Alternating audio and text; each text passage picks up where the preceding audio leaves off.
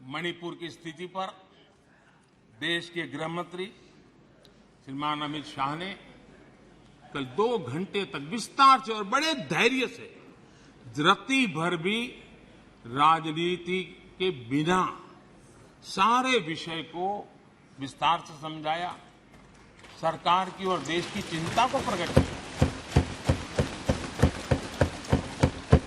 और उसमें देश की जनता को जागरूक करने का भी प्रयास था। उसमें इस पूरे सदन की तरफ से एक विश्वास का संदेश मणिपुर को पहुंचाने का इरादा था। उसमें जन सामान्य को शिक्षित करने का भी प्रयास था। एक नेक ईमानदारी से देश की भलाई के लिए और मणिपुर की समस्या के लिए रास्ते खोजना एक प्रयास था, लेकिन सिवाय राजनीति कुछ करना नहीं है। इसलिए इन्होंने यही खेल किए, यही स्थिति किया।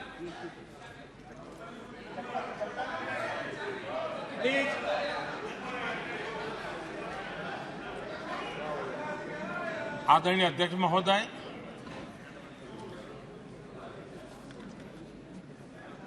कल वैसे विस्तार से अमित भाई ने बताया है। मणिपुर में अदालत का एक फैसला आया। अब अदालतों में क्या हो रहा है वो हम जानते हैं। अब उसके पक्ष विपक्ष में जो परिस्थितियां बनी, हिंसा का दौर शुरू हो गया और उसमें बहुत परिवारों को मुश्किल हुई। अनेकों ने अपने स्वजन भी खोए।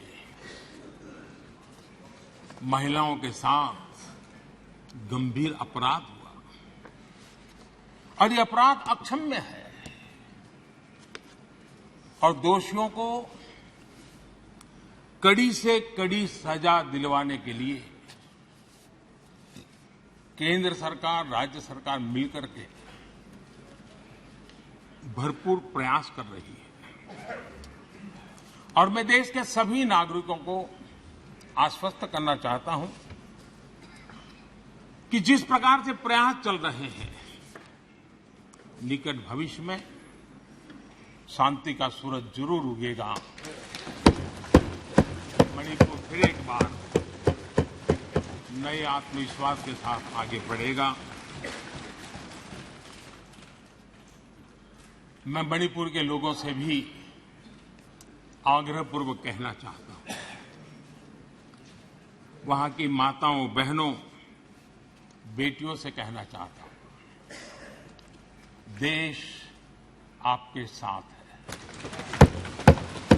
ये सदन आपके साथ है। हम सब मिलकर के, कोई यहां हो या ना हो, हम सब मिलकर के इस चुनौती का समाधान निकालेंगे। वहां फिर से शांति की स्थापना होगी। मैं मणिपुर के लोगों को विश्वास दिलाता हूं कि मणिपुर फिर विकास की राह पर तेज गति से आगे बढ़े। उसमें कोई प्रयासों में कोई कसर नहीं रहेगी। ये पीड़ा वो नहीं समझ पाएंगे। मैं नॉर्थ ईस्ट के चप्पे चप्पे पर घुमा हुआ व्यक्ति हूं और राजनीति में कुछ नहीं था, तब भी अपने पैर वहां घिसता था। मेरा एक इमोशनल अटैचमेंट है उस क्षेत्र के प्रति, इनको अंदाज नहीं है। नॉर्थ ईस्ट के लोगों के हृदय को, उनकी भावनाओं को आपने कभी समझने की कोशिश नहीं की है। मेरे मंत्रिपरिषद के 400 मंत्री रात्रि निवास करके, और अकेले स्टेट हेडक्वार्टर पर नहीं, डिस्ट्रिक्ट के हेडक्वार्टर, और मैं स्वयं 50 बार गया। ये आंकड़ा नहीं है सिर्फ,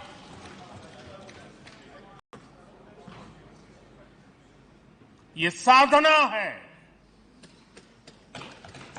ये नॉर्थ ईस्ट के प्रति समर्पण है।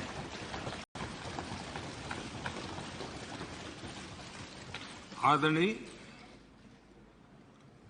और कांग्रेस का हर कामकाज राजनीति और चुनाव और सरकार के आसपास ही घूमता रहता है। जहां ज्यादा सीटें मिलती हो,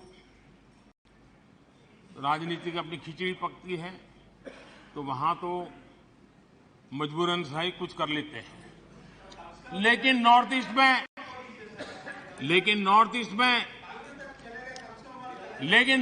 में देश सुन रहा है। नॉर्थ ईस्ट में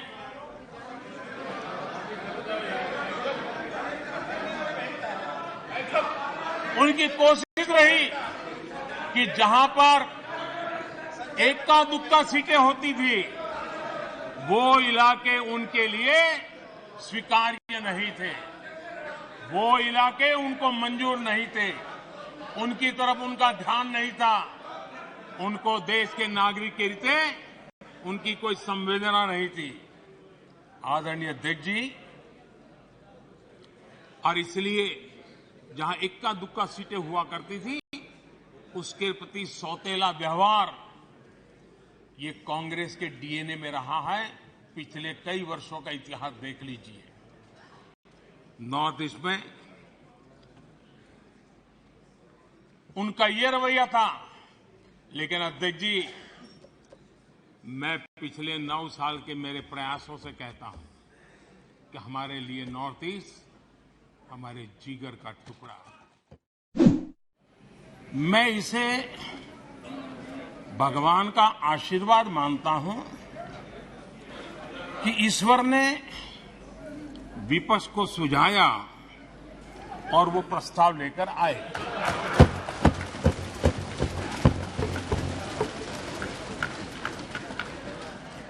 दो 2018 में भी ये ईश्वर का ही आदेश था, जब विपक्ष के मेरे साथी अविश्वास प्रस्ताव लेकर के आए थे। उस समय भी मैंने कहा था कि अविश्वास प्रस्ताव हमारी सरकार का फ्लोर टेस्ट नहीं है। मैंने उस दिन कहा था, बल्कि ये उन्हीं का फ्लोर टेस्ट है। ये मैंने उस दिन भी कहा और हुआ भी वही। जब मतदान हुआ तो विपक्ष के पास जितने वोट थे, उतने वोट भी वो जमा नहीं कर पाए थे।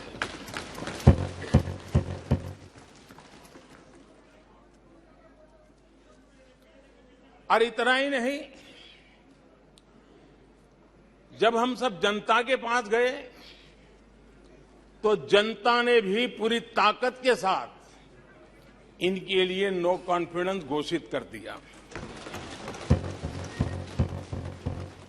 और चुनाव में एनडीए को भी ज्यादा सीटें मिली और भाजपा को भी ज्यादा सीटें मिली। आप झूठे एक दिन सदन चलने भी दिया, किस काम के लिए?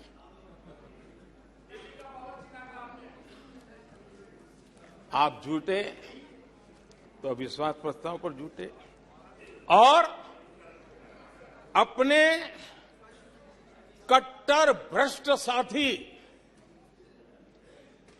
उनकी शर्त पर मजबूर होकर के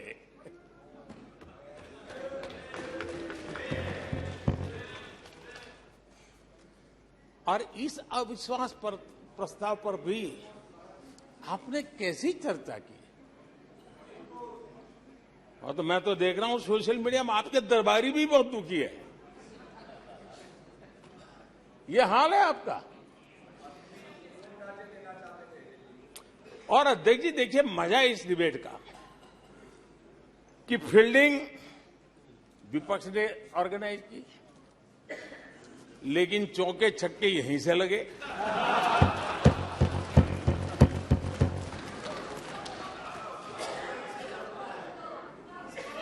और विपक्ष नो कॉन्फिडेंस मोशन पे नो बॉल नो बॉल पर ही करता आगे चलता जा रहा है। इधर से सेंचुरी हो रही है, उधर से नो बॉल हो रहे हैं।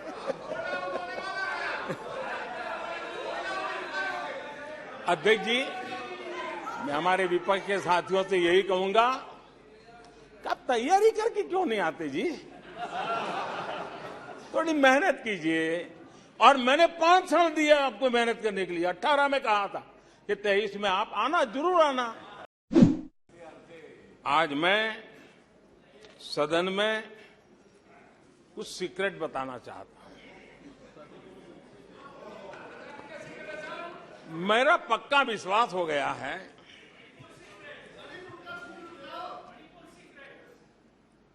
कि विपक्ष के लोगों को एक सीक्रेट वरदान मिला हुआ है। हाँ,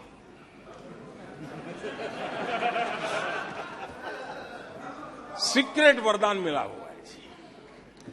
और वरदान ये कि ये लोग जिसका बुरा चाहेंगे उसका भलाई ही होगा।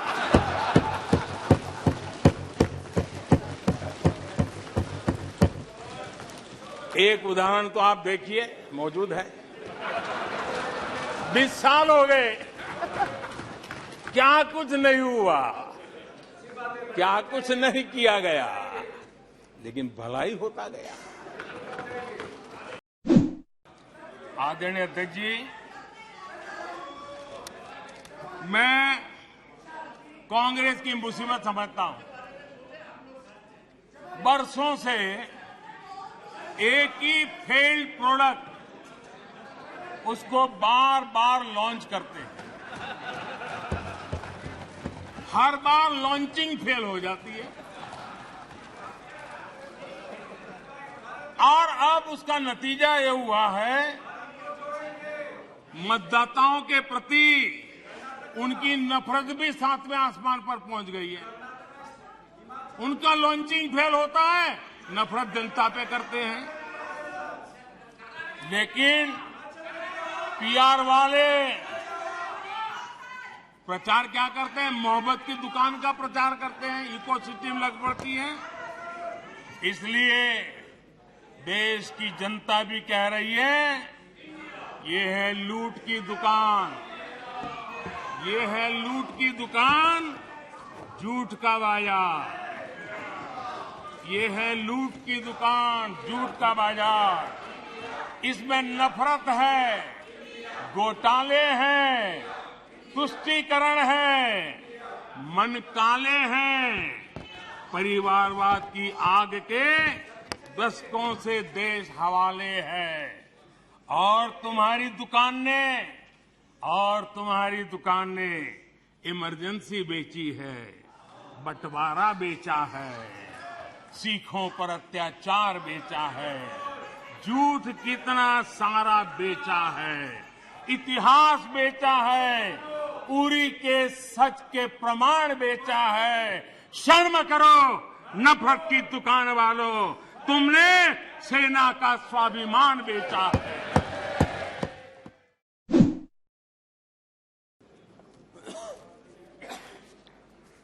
इस अविश्वास प्रस्ताव में कुछ चीजें तो ऐसी विचित्र नजर आई जो न पहले कभी सुना है, न देखा है, न कभी कल्पना की है। सबसे बड़े विपक्षी दल के नेता को बोलने की सूची में नाम ही नहीं था। और पिछले उदाहरण देखिए आप। 1999 में वाजपेयी सरकार के खिलाफ अविश्वास प्रस्ताव आया। शरद पवार साहब उस समय नेतृत्व कर रहे थे, उन्होंने डिबेट का नेतृत्व किया। 2003 में अटल जी की सरकार थी, सोनिया जी विपक्ष की नेता थी, उन्होंने लीड ली, उन्होंने विस्तार से अविश्वास प्रस्ताव रखा। 2018 में खड़गे जी थे विपक्ष के नेता, उन्होंने प्रोमिनेंटली विषय को आगे बढ़ाया। लेकिन इस बार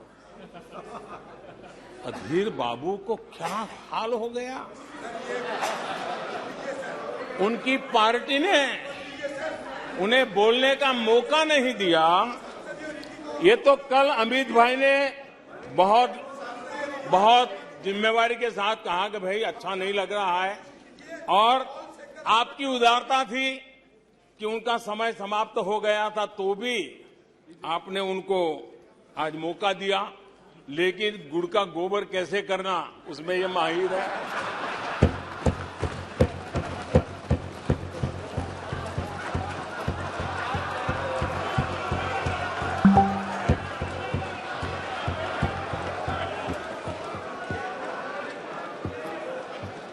मैं नहीं जानता हूं कि आखिर आपकी मजबूरी क्या है, क्यों अधीर बाबू को दरकिनार कर दिया गया। पता नहीं कलकत्ता से कोई फोन आया हो। Stay with the Times of India for news breaks, analysis, interviews and events. We bring you stories from your neighborhood and from across the globe as well. Subscribe to our YouTube channel. Hit the like button and press the bell icon so you don't miss any of our videos.